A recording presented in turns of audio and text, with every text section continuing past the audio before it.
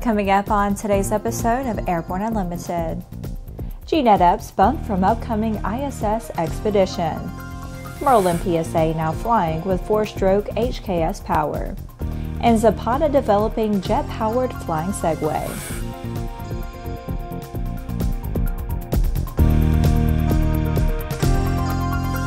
Hello, I'm Laura Hudson. It's January 24th, and this is Airborne Unlimited.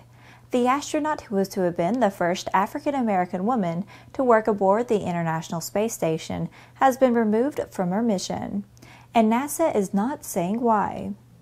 NASA said in a news release that Serena Auñón-Chancellor, who previously was assigned to Expedition 5859, has been reassigned to the Expedition 5657 crew, launching in June. She is taking the place of astronaut Jeanette Epps, who returns to NASA's Johnson Space Center in Houston to assume duties in the Astronaut Office and be considered for assignment for future missions. Auñón-Chancellor from Fort Collins, Colorado, joined the Astronaut Corps in 2009 and has been at NASA since 2006, when she became a flight surgeon. Before being selected as an astronaut, she spent more than 9 months in Russia, supporting medical operations for space station crew members, including water survival training in the Ukraine, and served as the deputy lead for medical operations for NASA's Orion spacecraft. Epps was chosen for the Astronaut Corps in 2007. NASA did not give a reason for the change, though NASA spokesperson Brandy Dean said that multiple factors were considered and that NASA does not provide information about personal matters. After the break, FAA clears 787-10 for commercial service. There's a difference between charting a steady course and pushing for the ceiling. And for nearly a century, Hartzell Propeller has been defining that difference. It's in our passion for engineering and research and our dedication to testing the limits of performance. We are built on honor. We are Hartzell Propeller. Sandia introduces the new SAI 340 Quattro TSO'd airspeed, attitude, altitude, and slip.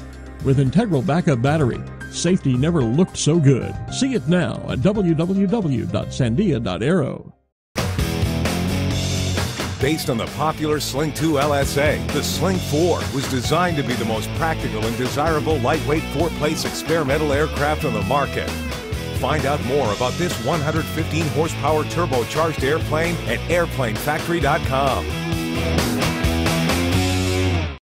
Welcome back. If you have a story suggestion for Airborne Unlimited, Aero-TV, Airborne Unmanned, the AMA Drone Report, our website or podcast, just email to news-spy@aero-news.net.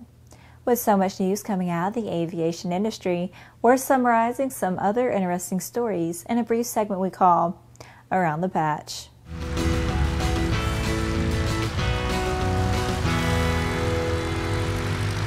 The FAA has awarded an amended type certificate to Boeing for the 787-10 Dreamliner, clearing the aircraft for entry into commercial service. The awarding of ATC caps a successful flight test program that began in March 2017 and involved 3 flight test airplanes that accumulated about 900 test hours. Gulfstream Aerospace has delivered the final Gulfstream G450 as it prepares to usher in the next generation of business aviation with the Gulfstream G500. The G450 entered service in 2005 after demonstrating even more range than originally anticipated, 4,350 nautical miles at Mach 0.80. The aircraft can sprint 3,500 nautical miles at Mach 0.85. The G450 fleet, comprising more than 360 aircraft, has amassed more than 964,000 hours and more than 461,000 flights. Airbus helicopters delivered 409 rotorcraft and logged gross orders for 350 helicopters in 2017, with a strong commercial performance on the heavy and super medium segments. The company booked 54 orders for helicopters of the Super Puma family and 19 orders for the Super Medium H-175, confirming those types as bestsellers on their respective market segments.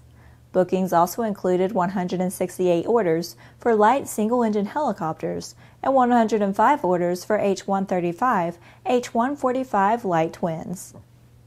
John Smutny of Auburn, Washington, was recently approved by the IAC Board of Directors to serve as the contest director at the 2018 U.S. National Aerobatic Championships in Oshkosh, Wisconsin. The nation's premier aerobatic event will be held at the iconic EAA AirVenture grounds at Whitman Regional Airport. Well, that's it for today's trip around the patch. Now let's move on to the rest of the news.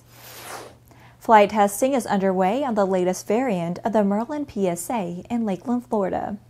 The airplane has a new engine option available, the 4-stroke HKS 700E. Early tests are showing near identical takeoff and climb, but with higher cruise numbers, compared to the Merlin with the Rotax 582 2-stroke, the only engine that has been available in the Merlin so far. The 4-stroke opposed 2-cylinder HKS and its gearbox weighs a bit more than the 2-stroke option. The single-seat, all-metal Merlin PSA is already flying in several European countries and in the U.S. now with both the 582 and the HKS. Merlin PSA quick-build kits with the HKS are now being delivered in the USA, with delivery positions available for delivery this spring. Some slots remain for the Builder Center as well. The kit has an introductory price of only $16,500, depending on engine, BRS, and panel options. Completed and painted aircraft cost from $35,000 to $50,000. After these messages, jet-powered flying Segway.